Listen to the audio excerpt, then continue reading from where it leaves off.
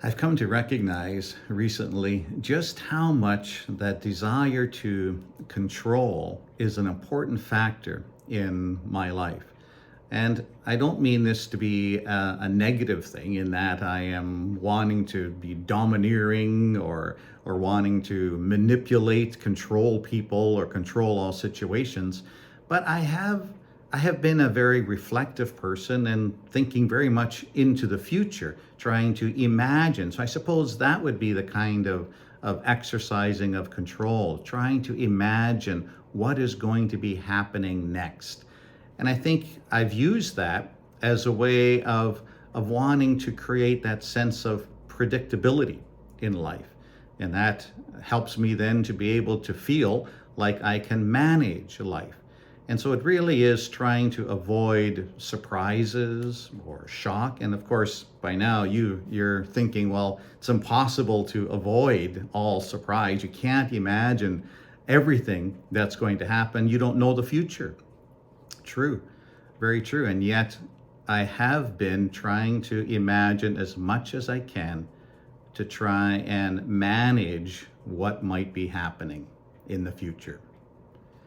So I've been challenging myself with that, particularly a verse that has become quite prominent for me in the last several years, Isaiah 42:16. I will lead the blind by ways they have not known. Along unfamiliar paths, I will guide them. That's quite a picture of trust. The blind being led along unfamiliar paths, along a way that they have not known before. That would be a challenge for me. But I have been trying to embrace that sense of trust and I've been finding a new sense of joy, because then I began to recognize or to approach life more out of a sense of curiosity rather than wanting to know what's going to happen, but kind of embrace it as in a sense of curiosity. One day I was walking back from the office, going home and walking along the street, and a gust of wind, cold gust of wind. So a cold gust of wind for me is usually an intrusion.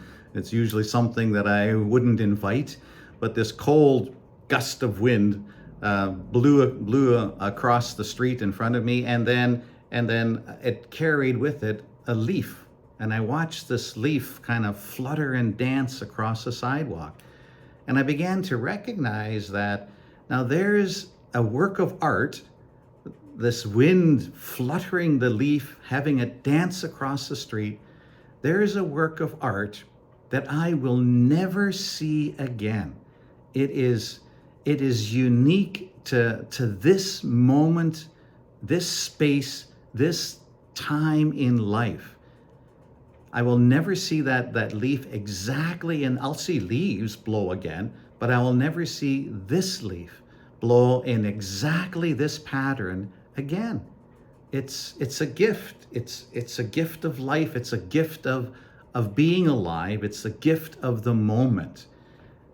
And that's what I am trying to embrace more and more, that sense of trust, which then creates the sense of curiosity, so that every day is a new day, and it will be filled with moments that will never be replicated again.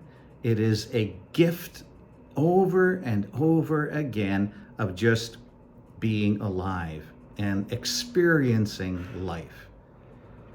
What that has done for me is, and ever so slowly I'm learning to give that more and more strength to that perspective, but it has changed a sense of intrusion to a sense of invitation, that whatever comes my way, I'm being invited to embrace, to engage, to experience.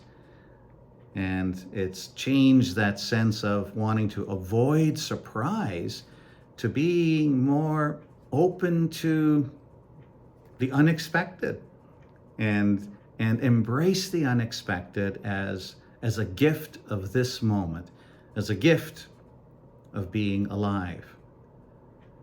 I hope that can be a perspective that maybe you can embrace as well.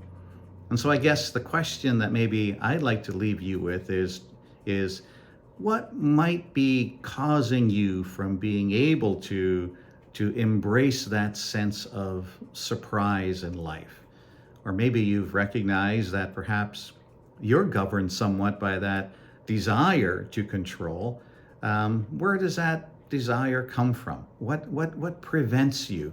What may prevent you from opening up to the unknown and allowing yourself to be led along paths that you have never been before? I think the beauty of being able to be alive is the ability to be able to experience the new, the unknown, the things that you have never experienced before.